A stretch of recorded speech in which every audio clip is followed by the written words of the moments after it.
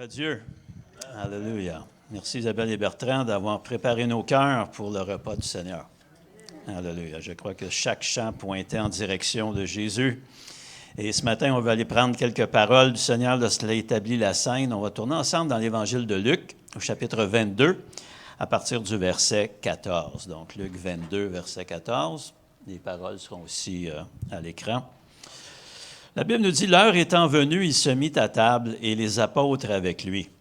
Il leur dit, « J'ai désiré vivement de manger cette Pâque avec vous avant de souffrir, car je vous le dis, je ne la mangerai plus jusqu'à ce qu'elle soit accomplie dans le royaume de Dieu. » Et ayant pris une coupe et rendu grâce, il dit, « Prenez cette coupe et distribuez-la entre vous, car je vous le dis, je ne boirai plus désormais du fruit de la vigne jusqu'à ce que le royaume de Dieu soit venu. » Ensuite, il prit du pain, et après avoir rendu grâce, il le rompit et le leur donna, en disant, « Ceci est mon corps qui est donné pour vous, faites ceci en mémoire de moi. » Il prit de même la coupe après le souper et la leur donna, en disant, « Cette coupe est la nouvelle alliance en mon sang, qui est répandue pour vous. » Alléluia.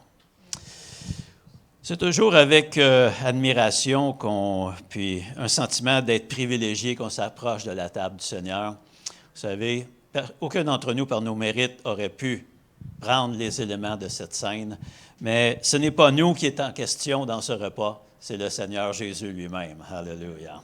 C'est lui que nous célébrons, c'est lui que nous acclamons, c'est lui que nous adorons. Et on remarque que Jésus n'a pas établi la scène dans un cadre quelconque, mais il l'établit dans un cadre bien précis.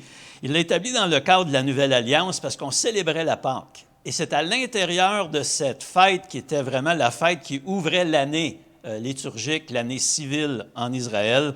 C'est à travers cette fête-là que Jésus a établi une nouvelle alliance, non plus basée sur le sang des taureaux ou des boucs ou des brebis, mais basée sur sa vie et son sacrifice à lui. Alléluia. Le pain et le vin sont les éléments symboliques qu'il a utilisés. Et nous savons très bien que lorsque nous prenons le pain, nous prenons le vin, ça ne se transforme pas dans le corps et le sang de Christ comme on croyait autrefois, mais bien plutôt, on a quelque chose de meilleur que cela, c'est que Jésus-Christ vit déjà en nous. Alléluia.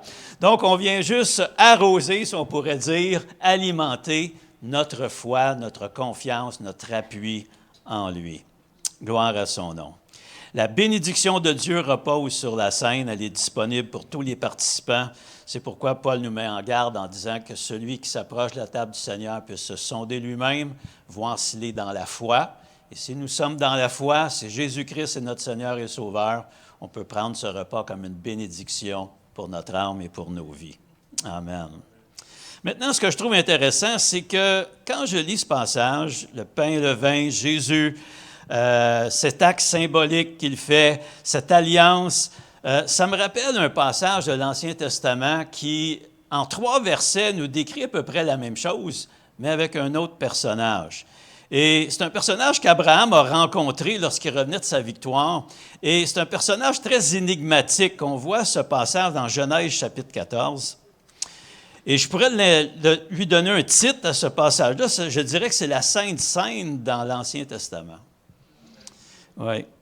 Genèse chapitre 14, verset 18, nous parle de cet homme qu'on appelle Melchisédek.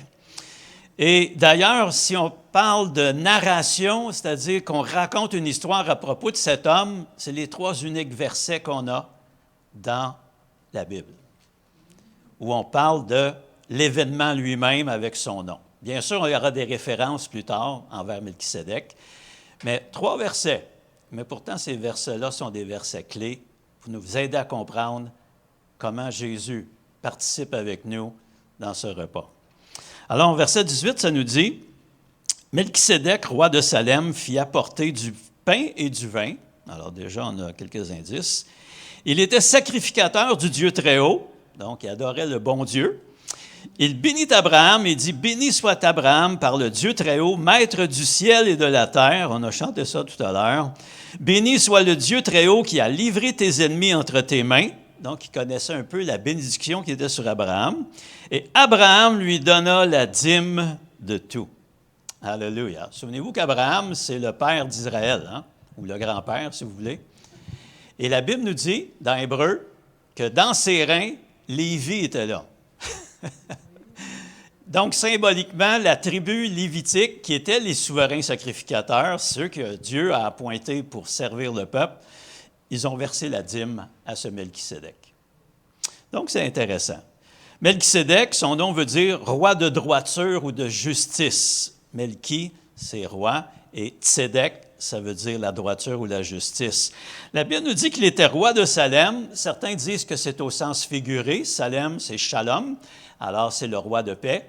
Mais d'autres auteurs nous disent non, ça peut être littéral parce que probablement que la ville de Salem est devenue avec le temps la ville de Jérusalem. Donc, il était roi de Jérusalem selon certains auteurs. Et aussi, il vient avec des éléments intéressants, le pain et le vin, et il bénit Abraham, et Abraham lui donne sa dîme. Alléluia. Gloire à Dieu.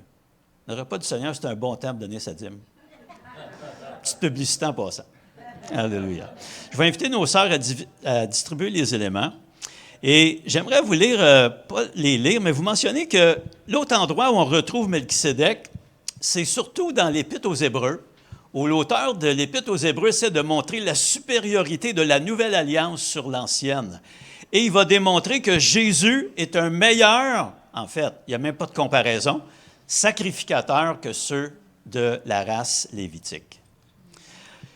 Et dans Hébreux chapitre 4, verset 4, jusqu'au chapitre 10, dans son entièreté, tous ces passages-là vont tourner autour de l'idée que Jésus est le garant d'une meilleure alliance. Il est le suprême souverain sacrificateur. Il n'y a personne qui peut égaler son sacerdoce. Et pendant presque plusieurs chapitres, en tout cas peut-être 5 ou 6 chapitres, l'auteur de l'Épître aux Hébreux développe ce thème-là. Et il y a un refrain qui devient constamment, et bien sûr, son point, c'est « Jésus est notre souverain sacrificateur, garant d'une meilleure alliance entre Dieu et les hommes. » Ce que la loi ne pouvait pas nous donner, Jésus, dans sa grâce, nous l'accorde. Alléluia. Et le refrain qui revient, c'est un des textes les plus cités de l'Ancien Testament dans le Nouveau Testament. Et c'est le psaume 110, le verset 4. « Tu es sacrificateur pour toujours, selon l'ordre de Melchisédek. » Vous savez, toute la loi, les sacrifices, l'approche de Dieu, le tabernacle, tout reposait sur les Lévites. C'était le sacerdoce lévitique. Et quand Aaron, d'ailleurs je lisais dans ma lecture quotidienne aujourd'hui dans Nombre, quand Aaron est monté sur la montagne avec Moïse, Moïse a enlevé les vêtements sacerdotaux sur Aaron, les a mis sur Éléazar, et c'est Éléazar qui a continué, Aaron est mort sur la montagne. Donc, on devait constamment renouveler ces souverains sacrificateurs-là, ou ces sacrificateurs-là, ces prêtres, ces intermédiaires entre Dieu et les hommes. Mais gloire à Dieu, avec Jésus, ce n'est plus nécessaire, parce qu'il vit éternellement. Alléluia. Tournez avec moi dans Hébreux chapitre 7. On va terminer avec ce texte, parce qu'on veut profiter des bénéfices de prendre la scène ensemble. Alors, on ne veut pas passer trop de temps, mais on veut quand même la prendre d'une façon éclairée. Donc, Hébreux 7, verset 22, nous dit ceci, et ça fait partie des textes que je vous mentionnais tout à l'heure du chapitre 4, verset 14 jusqu'au chapitre 10, la fin du chapitre 10. Donc, ce texte nous dit, Hébreux 7, verset 22, « Jésus est par cela même le garant d'une alliance plus excellente. » Alléluia. J'aime les superlatifs dans la Bible. Il n'a pas dit juste excellente, mais elle est encore plus excellente. Pourtant, excellent, c'est plus que le bien, c'est supposé être le suprême. Mais il dit ici, Jésus est garant d'une alliance plus excellente encore.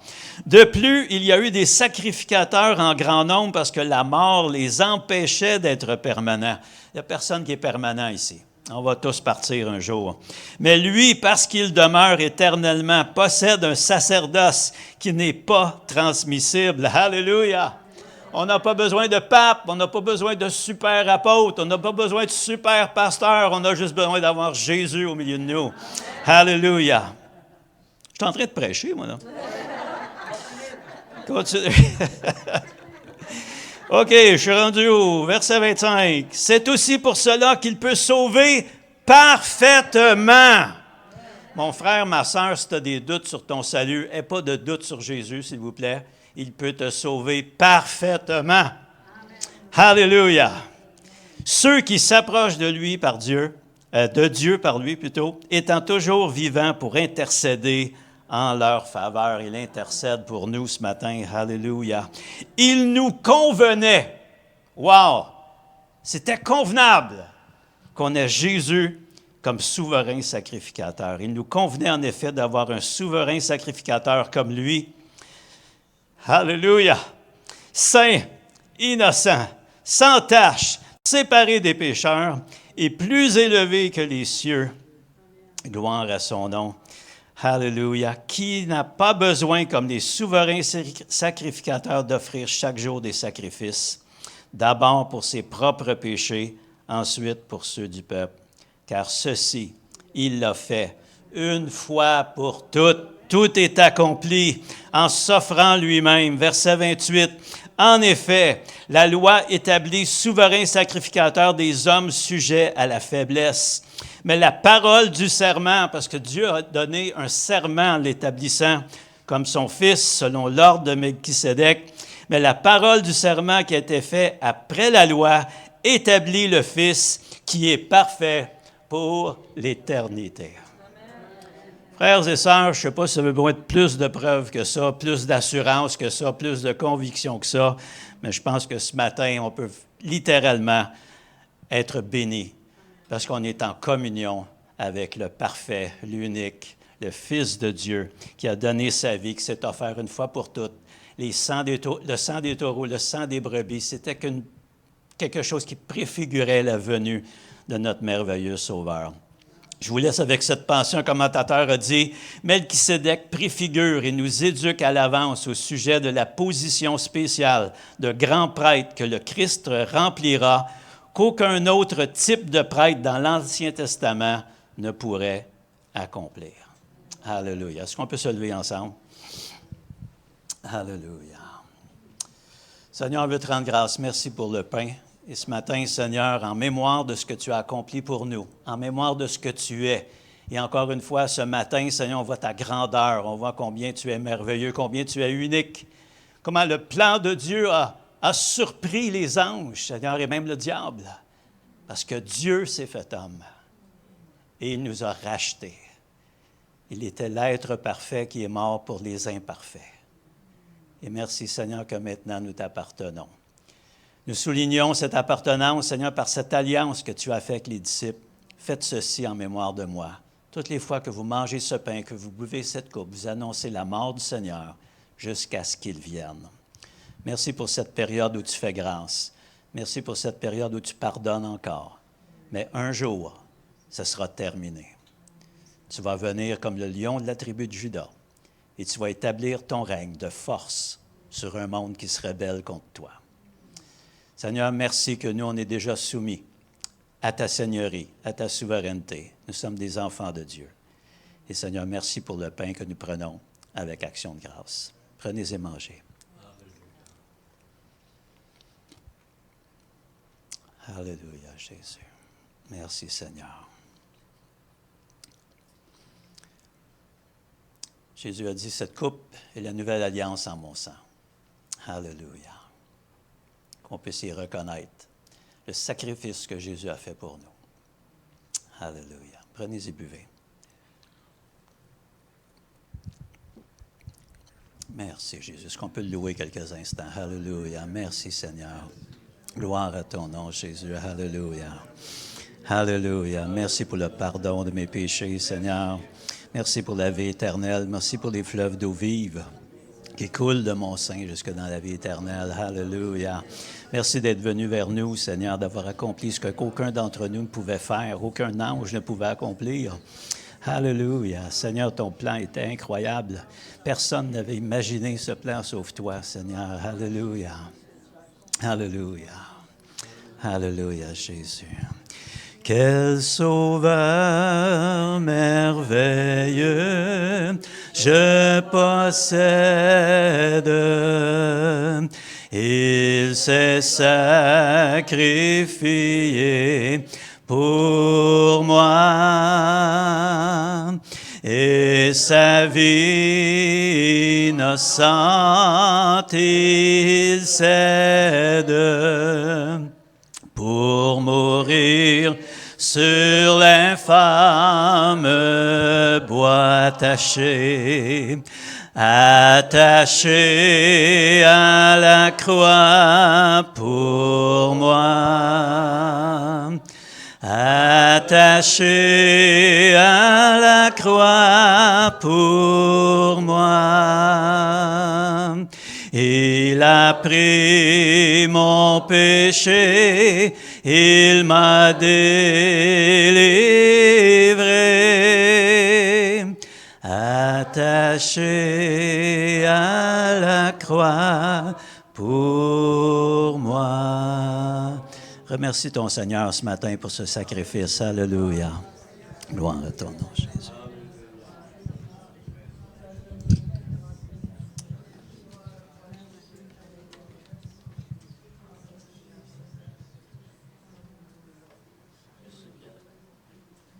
Alléluia. Alléluia. Gloire à Dieu. Vous avez bien mangé? C'est ce qu'on appelle le repas du Seigneur. C'est bon pour la santé, ça. Pas trop manger. C'est juste assez. Amen. Gloire à Dieu. Merci, Seigneur, pour ce privilège. Hein? Comme Pasteur Pierre a mentionné, c'est un privilège. Hein? Merci, Seigneur, pour cela, qu'on puisse participer à la table du Seigneur. Hein? Et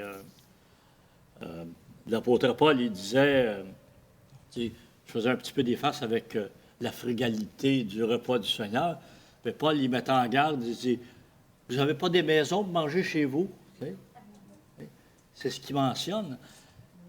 Parce que là, c'était devenu, d'après ce qu'on peut comprendre, c'était devenu non pas une fête pour célébrer le repas du Seigneur, célébrer sa mort et sa résurrection, mais c'était devenu une fête de mangeaille. On venait là pour manger, pas pour élever le nom du Seigneur. Mais ce matin, c'est son nom qu'on veut élever.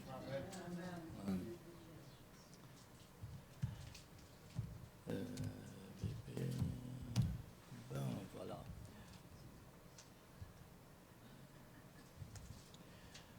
Ce matin, on va toucher un sujet qui, aujourd'hui, souvent dans nos églises chrétiennes évangéliques, qu'on regarde un petit peu comme un sujet tabou. Et qu'on dit, on n'est pas sous la loi, on est sous la grâce. Et je voulais juste revenir là-dessus. On a besoin parfois de se rappeler. Vous savez, la loi, c'est la parole de Dieu. N'oublions pas. Et s'il y a un chapitre dans la Bible qui nous rappelle cela, c'est le chapitre 119 dans le psaume. Il y a combien de versets? 176. Qui représente, c'est comme un acrostiche, qui représente les 22 lettres hébraïques. Hein? Alors, 8 versets, c'est tout par groupe de 8 versets. Quand on a fait l'école à la maison, nous autres, on a appris le chapitre 119 par cœur. Mais je l'ai fait par groupe de 8 versets, c'était plus facile. J'ai triché. Mais c'est toute une richesse. Hein? Et dans ce chapitre-là, on a, je pense, à peu près tous les mots qui parlent de la loi. La loi de l'Éternel est parfaite. Hein? La loi, les préceptes, les ordonnances, les prescriptions, en tout cas, tout ça, les promesses, la parole. On retrouve tous ces mots-là qui sont des synonymes de loi, de parole ou de promesse. Alors, mais ce matin, je l'ai intitulé Les trois lois. Les trois lois. Qu'on retrouve dans l'Épître de Jacques. Que Jacques parle de ces trois lois. La loi de la liberté, la loi royale et la loi de Moïse. Et moi, je reviens souvent, en fait, je pense que chacun de nous, on aime bien lire la Bible. C'est notre base, hein, de la vie chrétienne. Et j'aime ça. L'Épître de Jacques, c'est une bonne épître, ça. Comme les autres, là, mais... j'aime ça lire Jacques.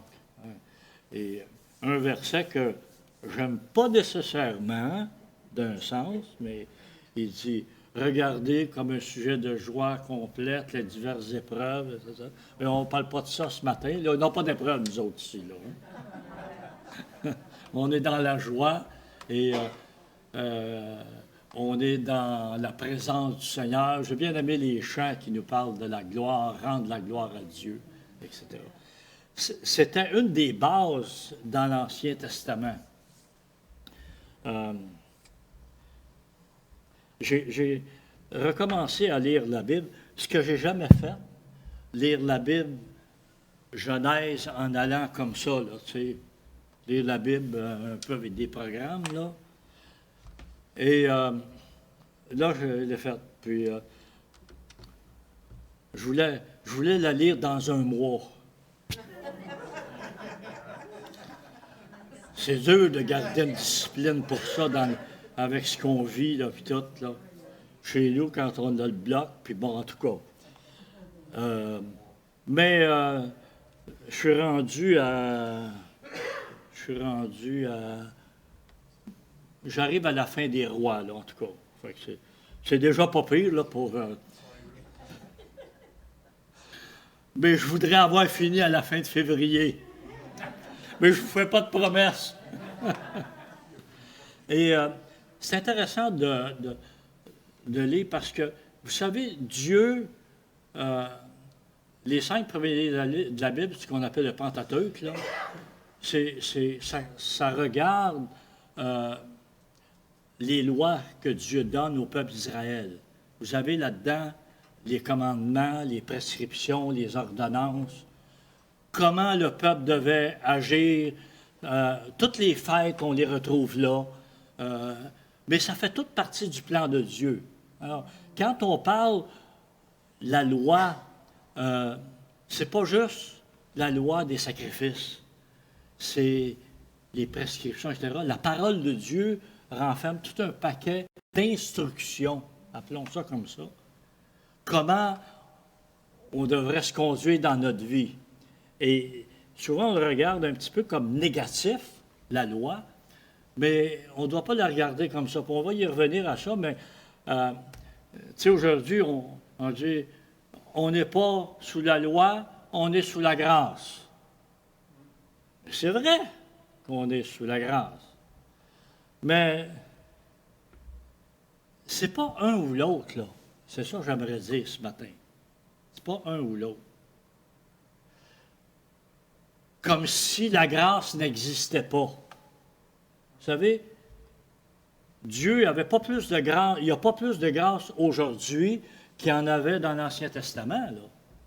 Quand vous lisez l'histoire du peuple d'Israël, heureusement que Dieu en avait de la grâce. Parce que le peuple juif, le peuple d'Israël, il n'existerait plus aujourd'hui. Nous autres non plus, de toute façon, mais Dieu, sa grâce a toujours été là, son amour a toujours été là, le pardon de Dieu a toujours été là. Le principe ou la méthode d'être pardonné, si vous voulez, c'est différent dans le sens que le sacrifice n'est plus le même. Mais le principe du sacrifice est resté, là. N'oublions pas, là. Ça n'a pas changé. On lit dans la parole de Dieu, dans le Nouveau Testament, sans effusion de sang, il n'y a pas de rémission de péché.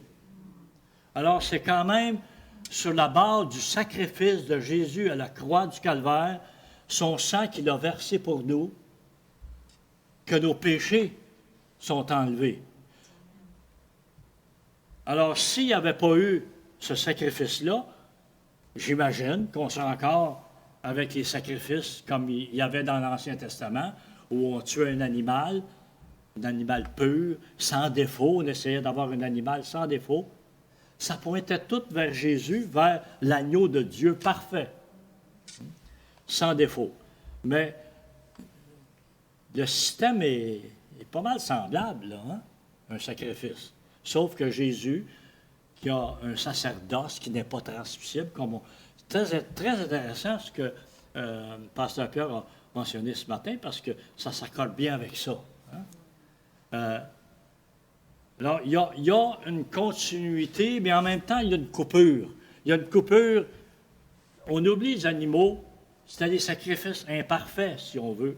Jésus, c'est le sacrifice parfait qui reste pour toujours, sur lequel on peut obtenir la grâce de Dieu pour un pardon parfait. Alors, on retrouve l'apôtre Paul qui met dans le Nouveau Testament, là, Paul, c'est l'auteur qui en écrit le plus, là, et Paul, il met beaucoup d'emphase sur la grâce. Mais pourtant, regardez ce qu'il mentionne au 1 Corinthiens, chapitre 9, le verset 21, il dit « Avec ceux qui sont sans loi, comme ça parle de lui-même, là. Avec ceux qui sont sans loi, j'étais comme sans loi. Et pourtant, je ne suis pas moi-même sans la loi de Dieu, mais sous la loi de Christ. » Alors, tout de suite, ici, si je comprends bien, là, on n'est pas sans loi. Il dit, moi-même, je ne suis pas sans la loi de Dieu, mais je suis sous la loi de Christ. Alors, on continue sous la loi pareil, là. C'est juste qu'on l'appelle la loi de Christ. Christ a établi d'autres critères, si vous voulez, bien sûr, où il y a...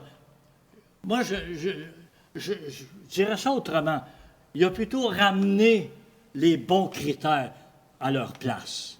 Ce que les sacrificateurs et les lévites, pas les lévites, mais les scribes, bon, c'est le nom que je cherchais, là, les scribes ont faussé à travers les années, qui ont apporté un fardeau encore plus grand au peuple, avec toutes sortes d'instructions, fais pas ci, puis fais pas ça, etc.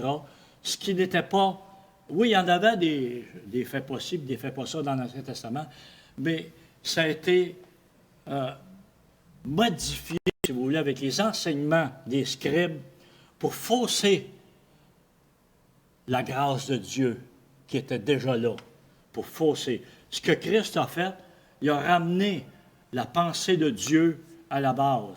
Tu sais, dans l'Ancien Testament, souvent on nous dit « Ah, l'Ancien Testament, la loi sévère, que Dieu punit, etc. » Mais rappelons-nous, je ne l'ai pas noté, là, mais je pense que c'est... je ne me souviens pas qui qu'il a mentionné, ce verset-là, dernièrement. Il punit l'iniquité des pères sur les enfants, 3e, 4e génération, mais il fait grâce jusqu'à 1000 générations. Vous dites que la grâce de Dieu est infiniment plus abondante, plus abondante que la sévérité de Dieu. C'est ça que la parole de Dieu nous enseigne. Et quand on parle de loi, on dit « Ah, ça, la loi, c'est l'Ancien Testament, le Nouveau Testament, c'est la grâce. » Je regrette, mais notre vie est remplie de lois. Il y a les lois naturelles, il y a les lois du pays, il y a les lois de votre maison. Hein? Vous en établissez des règlements chez vous. C'est des lois, ça. C'est une forme de loi. Il y en a toutes sortes de lois. Et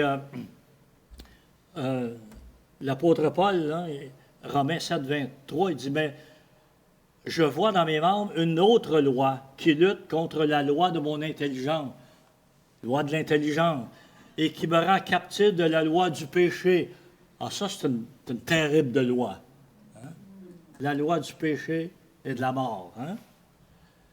Qui est dans mes membres. Romains 3, 27, il dit, « Où donc est le sujet de se glorifier? Il est exclu. Par quelle loi? Par la loi des œuvres? Non, mais par la loi de la foi. » Même la foi, c'est une loi. Il y a des principes concernant la foi. La foi vient de ce qu'on entend, et ce qu'on entend vient de la parole de Dieu. Alors, la foi, ce n'est pas juste une pensée en l'air. Je pense à quelque chose, puis ça va arriver. Non, non, ça ne marche pas de même. La foi doit être basée sur la parole de Christ.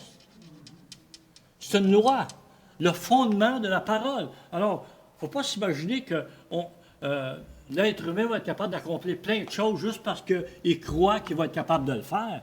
Il y en a qui sont imaginés avec les drogues d'être capables, parce que le cerveau disait qu'il était capable de voler. Ils sont jetés en bas des édifices, mais ils n'ont pas volé loin, par exemple. Hein. Ils ont volé à terre. La foi, ça doit être la foi selon la parole de Dieu. C'est de cette loi-là, de la foi. Je pense que j'ai dit la loi, mais c'est la foi. La foi doit être basée sur la parole de Dieu. Il y a une loi par rapport à la foi. Donc, la foi va fonctionner si on fonctionne avec la parole de Dieu. Alors, voilà la loi de la liberté. Jacques, le chapitre 1 et le verset 25, j'ai dit qu'on parlait, Jacques parlait des trois lois, les trois que je voulais prendre ce matin. Au chapitre 1, au verset 25, il dit « Celui qui a plongé les regards dans la loi parfaite, la loi de la liberté. » C'est intéressant le terme qu'il utilise, parce que comme je mentionnais tout à l'heure, la loi de l'Éternel, elle est parfaite. Mais la loi de l'Éternel, la loi du Seigneur, dans le fond, n'a pas changé. Parce que Dieu ne change pas. Dieu dit qu'il ne change pas. Il est le même hier, aujourd'hui et éternellement. Donc, la loi de Dieu, la loi de l'Éternel, dans l'Ancien Testament, elle était parfaite, mais c'est la même loi aujourd'hui. Les principes de base de Dieu sont les mêmes. Ce que Dieu a dit au peuple d'Israël, si tu fais bien, tu vas avoir la bénédiction. Hein? Si tu fais ce que je te dis, ça va marcher. Je le remets dans nos termes à nous autres. Si tu fais ce que je te dis, ça va marcher. Puis si tu ne le fais pas, ça ne marchera pas. Tu vas faire faillite. Puis ça a été comme ça avec le peuple d'Israël. Dieu a dit au peuple d'Israël, si tu ne feras pas d'autres dieux, ça c'est des commandements, mais ça va au-delà des commandements. Il dit, tu n'auras pas d'autres dieux devant ma face. Voici comment tu vas agir. Et vous savez, je relisais les livres de la Bible, là, au début, quand il donne tous les détails à Moïse. Wow! Comment construire le temple. Les dimensions de chaque poteau, les dimensions de ci.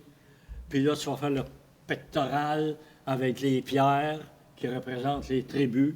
Puis ils vont être attachés de telle façon. Puis, tu sais, je pousse. Dieu, c'est un Dieu de détails, quand même, là. Hein? Nous autres, on va aller vite. Ah, la grâce me suffit. Il y a des chants comme ça. Hein? Oui, mais Dieu, c'est un Dieu de détails. Et si on veut bien porter attention aux détails de Dieu, on va marcher avec lui, puis ça va fonctionner bien mieux. Quand Dieu a donné toutes ces choses-là à Moïse, vous regardez toute la liste, il y en a des pleins chapitres là, de ça. Là. Vous dites, wow! Comment est-ce qu'il a fait pour se rappeler de tout ça, là? Aaron, puis les autres, les Lévites. Hein? C'est par la pratique. Alors, c'est pareil comme notre vie chrétienne. Plus on va lire la parole de Dieu, plus on va la pratiquer, plus ça va être facile, ça va donner comme une routine. C'est ça qu'on a besoin parce que les êtres humains, on est pas mal de routine. Hein? Et, ben non, pas de routine. Vous savez, nous autres, on a appris ça. On a gardé pendant quelques années des déficients intellectuels chez nous. Et puis une des choses que, parce qu'on a été suivre un petit peu des, pas des cours, mais un peu des renseignements, là, comment fonctionner, puis etc., puis comme ce qu'ils nous disaient un peu de général, ils ont dit, les personnes déficientes intellectuellement, c'est des personnes de routine. Alors, quand ils sont habitués à faire telle chose comme ça, il ne faut pas changer, parce qu'on va avoir des crises, là. T'sais. Et on a appris ça. Puis avec ça n'a pas été long que ma femme a mentionné ça, elle dit, puis elle me dit ça encore des fois, elle dit, moi, quand on a regardé ça, ça m'a fait réaliser que nous autres aussi, on est arrangés comme ça. On a nos habitudes, puis il ne faut pas que ça change. Parce que quand on vient pour changer ça, on n'aime pas ça. Puis on n'est pas bien, puis ça nous dérange. Et c'est comme ça, hein? Alors, on est des êtres comme ça, et Dieu nous a donné un plan pour qu'on soit heureux dans tout ça. Des routines. Alors, tout ce qu'il a donné à Moïse, c'est pour qu'il soit heureux. N'oublions pas la loi qui a été donnée. Je l'ai quelque part dans mes notes, là, probablement qu'on va y arriver tout à l'heure, ce qu'il a dit dans Deutéronome. Ça. En tout cas, on va y arriver tout à l'heure. Alors, celui qui a plongé les regards dans la loi parfaite, la loi de la liberté. N'oublions pas, liberté. Nous sommes libres. Et moi, le premier, j'aime ma liberté. Mais il y a des règles dans la liberté. Il y a des contraintes dans la liberté. Et comme des fois on l'entend, même dans le monde, la liberté de un va jusqu'à la liberté de l'autre. Jusqu'à ça enfreigne la liberté de l'autre. Et c'est ça qu'il faut comprendre. Alors, ma liberté, elle a des limites, si vous voulez. Alors, la loi de la liberté, qui persévère non pas en l'écoutant pour l'oublier, mais en la pratiquant activement. Et plus on va pratiquer, plus on va être heureux. Celui-là sera heureux dans son action même. C'est pour ça, là. La parole de Dieu, la loi de Dieu, la loi de l'Éternel, appelez-la comme vous voulez, là, ça revient tout en même chose. C'est tout des synonymes. La pratiquer activement, ça va nous rendre heureux dans nos actions.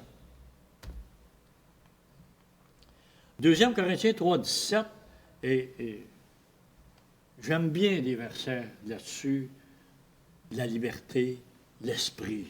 Le Seigneur, c'est l'esprit. Et là où est l'esprit du Seigneur, là est la liberté. La loi de la liberté. Hein? N'oublions pas le titre. C'est la loi de la liberté. Galates 5.1, c'est pour la liberté que Christ nous a libérés. Demeurez donc fermes et ne vous remettez pas de nouveau sous le joug de l'esclavage. Un verset intéressant qui nous amène à une réflexion. Hein? De quoi avons-nous été libérés? La liberté de quoi? Puis esclave de quoi? Alors, Romains, le chapitre 8, le verset 2, il dit en effet, la loi de l'esprit de vie en Christ Jésus m'a libéré de la loi du péché et de la mort. OK? C'est de ça qu'on est libéré. La grâce de Dieu, qui fait partie de la loi de l'esprit de vie de Dieu, c'est une loi que Dieu a établie, m'a libéré de la loi du péché et de la mort. Parce que le péché, il y a une loi, si tu pêches, on retrouve ce texte-là d'ailleurs dans l'Ancien Testament, l'âme qui pêche est celle qui mourra. Donc, le péché mène à la mort. Et la mort, la loi de la mort, c'est pas compliqué, c'est plus de vie. Puis la loi de la mort met une séparation avec le monde qui vit. Quand on meurt, puis on s'en va 6 pieds sous terre, on n'a plus de communication avec notre famille, avec nos amis, avec les autres. C'est une loi, ça. Alors, m'a libéré de la loi du péché et de la mort. Ça, c'est l'esprit de vie. Alors, le corps va mourir, mais notre esprit va continuer de vivre. Il n'y aura pas de séparation. La Bible parle, ceux qui n'ont pas reçu la vie de Christ s'en vont vers la seconde mort, qui est la séparation d'avec Dieu, qui est l'enfer, la géhenne de feu. Il y a différents noms, mais c'est appelé la seconde mort. C'est comme, depuis communication, il y a une séparation d'avec la vie éternelle qu'on va avoir. Libéré du péché et de la mort. Autre chose, 1 Pierre 1,18, il dit, vous savez en effet que ce n'est point par des choses périssables, argent ou or, que vous avez été rachetés de la vaine manière de vivre héritée de vos pères. Donc, on a été libérés de cette manière de vivre pour avoir la liberté de vivre une nouvelle vie, une nouvelle façon de vivre, plutôt que cette façon de vivre héritée de nos pères physiques. On a maintenant une façon de vivre de notre Père céleste. C'est ça, cette nouveauté de vie. Matthieu 6, 24, il dit « Nul ne peut servir 2 maîtres, car où il haïra l'un et aimera l'autre, où il s'attachera à l'un et méprisera l'autre, vous ne pouvez servir Dieu et Mammon. » Donc,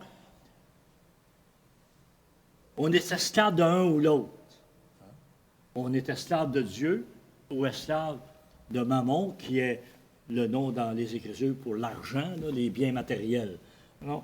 On a été libérés, on n'est plus esclave de ces choses-là, mais on devient serviteur de Dieu, si vous voulez aimer mieux le mot serviteur que d'esclave, mais c'est la même chose. Hein?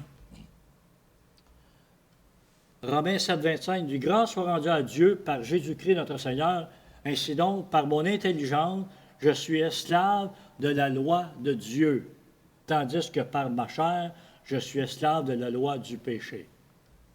C'est pour ça que Paul, dans ce chapitre, il dit, j'ai le désir de faire des choses que je ne suis pas capable de faire, puis les choses que je ne veux pas faire, c'est celles-là que je fais.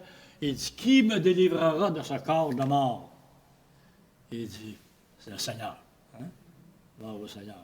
C'est juste lui qui peut nous libérer de ça, qui peut nous donner une pleine liberté. Éphésiens 3,12 dit, en qui nous avons, par la foi en lui, la liberté de nous approcher de Dieu avec confiance. Une liberté d'être dans la présence de Dieu. Ce matin, tu sais, il y a un chant qu'on a chanté, qu'on veut la présence de Dieu, je veux entrer dans ta présence, mais la grâce de Dieu, la foi en Jésus-Christ nous donne cette liberté, la loi de l'esprit de vie nous donne la liberté de nous approcher de Dieu avec confiance. Galates 5,13, juste une mise en garde, hein, il dit, « Frères, vous avez été appelés à la liberté, seulement ne faites pas de cette liberté un prétexte pour vivre selon la chair, mais par amour, soyez serviteurs les uns des autres. » Et mon petit commentaire à ajouter là-dessus, c'est que souvent, des personnes qui disent « Ah, ça, c'est la loi, c'est dans l'Ancien Testament, on est sous la grâce, il n'y a plus de condamnation pour ceux qui sont en Jésus-Christ, etc. » Il y en a plein de bons versets comme ça. Mais quand on en abuse, eh bien, on se place sur un terrain glissant qui s'en va vers le péché puis vers la mort.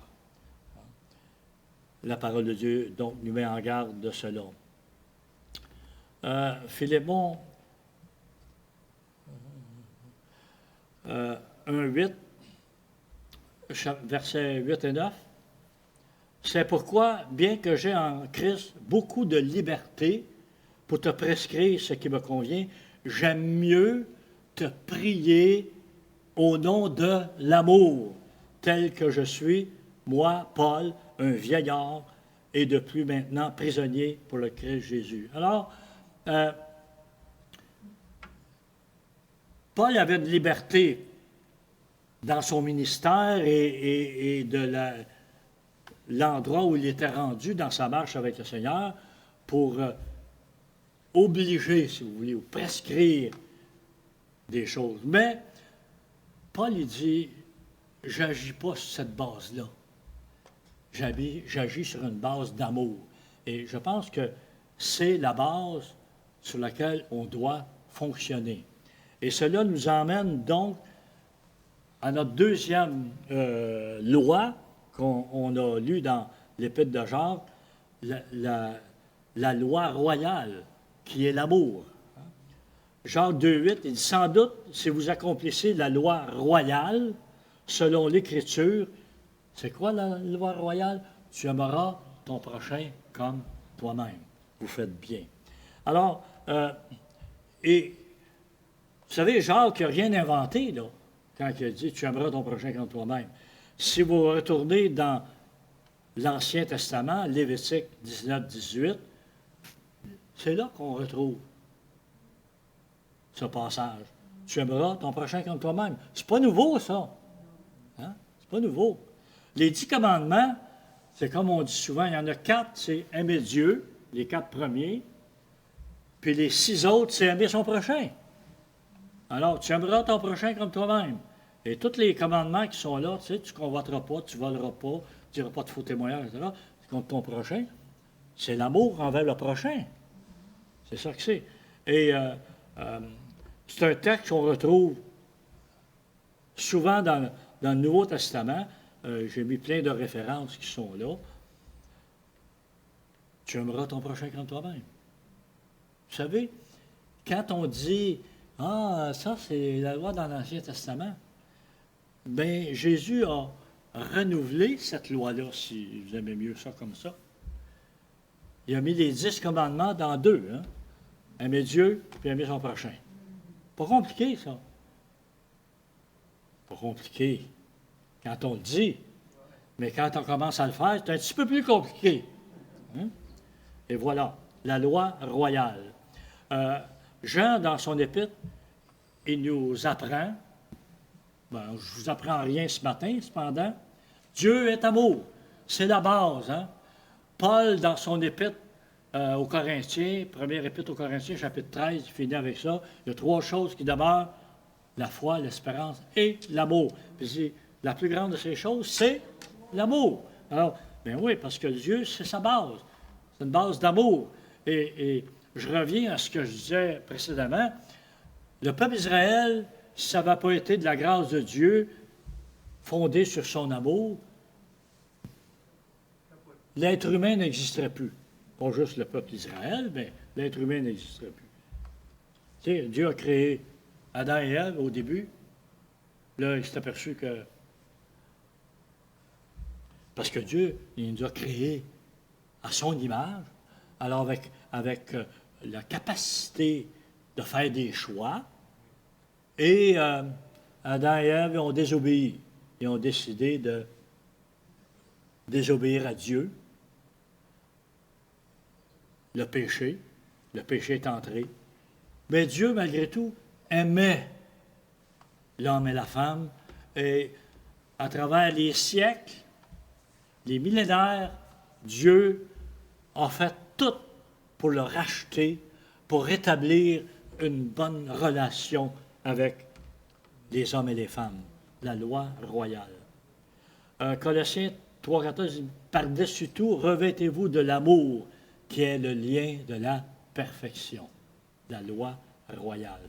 1 Pierre 2,9 « Vous, par contre, vous êtes une race élue, un sacerdoce royal. » Ça veut dire que le sacerdoce qu'on a, là, royal, c'est basé sur l'amour. C'est comme ça qu'on doit servir dans l'Église, avoir un sacerdoce qui est basé sur l'amour entre frères et sœurs dans l'Église, les uns pour les autres. Une race élue, un sacerdoce royal, une nation sainte, un peuple racheté, afin d'annoncer les vertus de celui qui vous a appelé des ténèbres à son admirable lumière. Amen. La troisième loi qu'on a dans l'Épître de Jacques, l'heure avance rapidement, c'est la loi de Moïse. Bien, vous savez, dans le fond, ce qu'on appelle la loi de Moïse, c'est la loi de Dieu, là. C'est pas Moïse qui l'a inventée. C'est la loi de Dieu. Et un verset que j'ai cité précédemment une couple de fois, la loi de l'Éternel, elle est parfaite, elle restaure l'âme. Moi, ça, c'est un de mes versets que j'oublie pas, que j'aime beaucoup et que je me cite souvent. La loi de l'Éternel, elle est parfaite, elle restaure l'âme. Alors, quand je me sens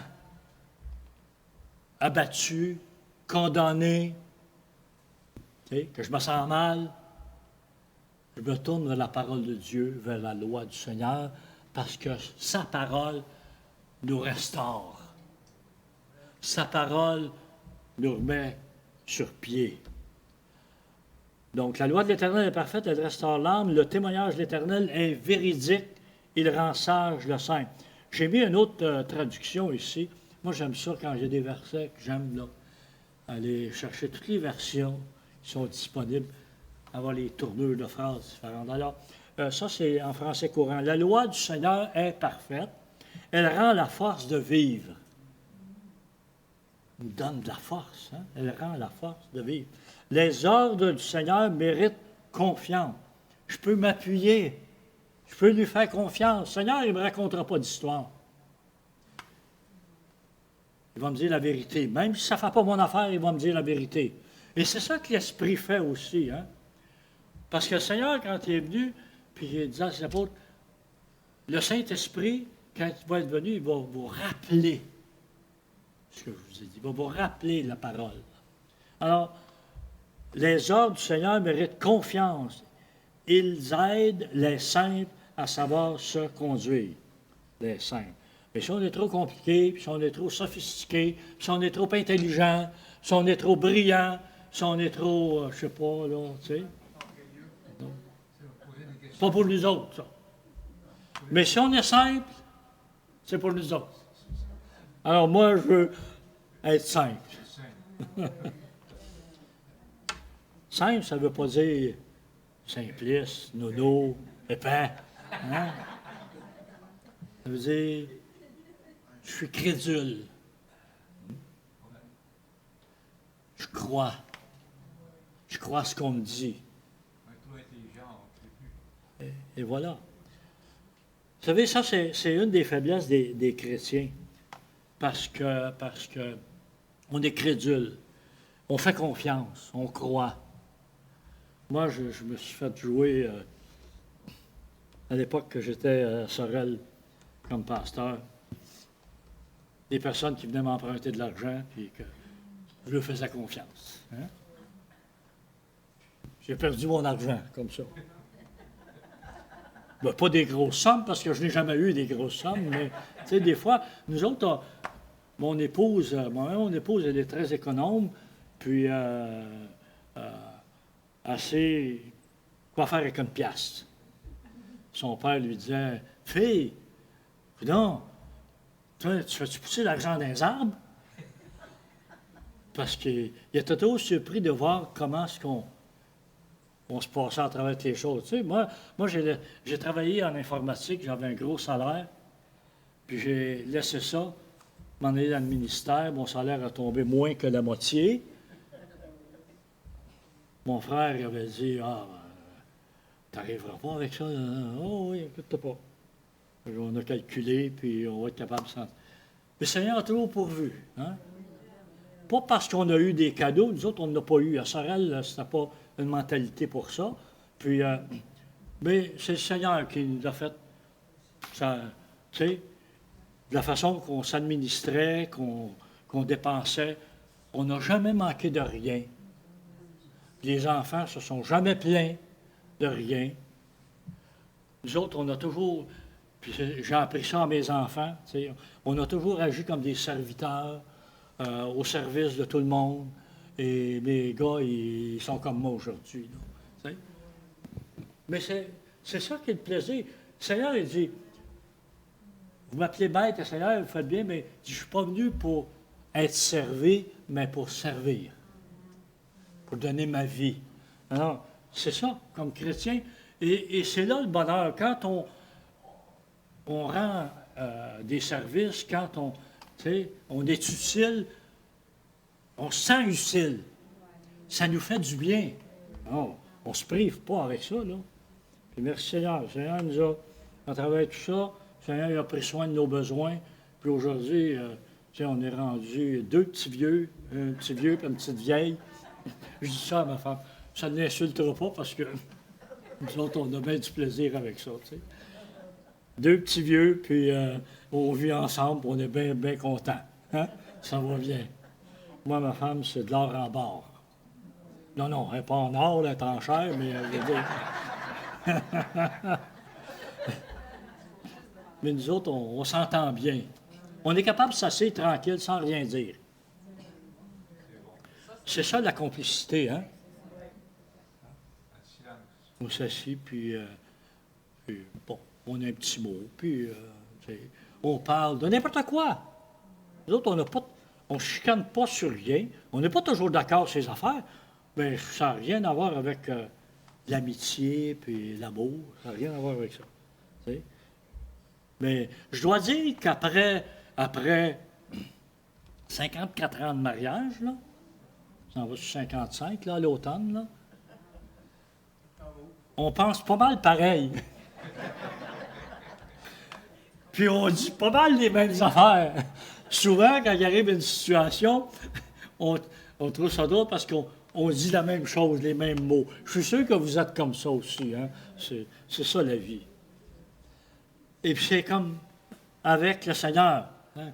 Quand on lit sa parole, c'est comme, il arrive une situation, puis hop, il y a un verset qui nous vient à l'idée, puis on va dire, mais c'est ça la vie avec le Seigneur. Puis c'est ça que le Seigneur veut avec nous. On avait un verset, j'ai passé par-dessus. Hein? Ta parole est une lampe à mes pieds et une lumière sur mon sentier.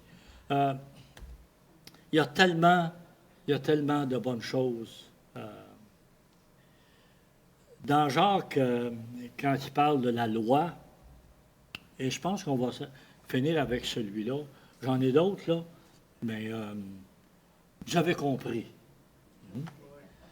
Jacques 2, verset 9, juste par rapport à la loi. Mais si vous vous livrez à des considérations de personnes. Parce qu'on retrouve cette même pensée-là dans l'Ancien Testament, Lévitique 19, 15, là où il donne toutes les séries de commandements, puis de choses à faire et à ne pas faire. Puis il dit, ça c'est les Lévites qui avaient ça, les sacrificateurs, les Lévites.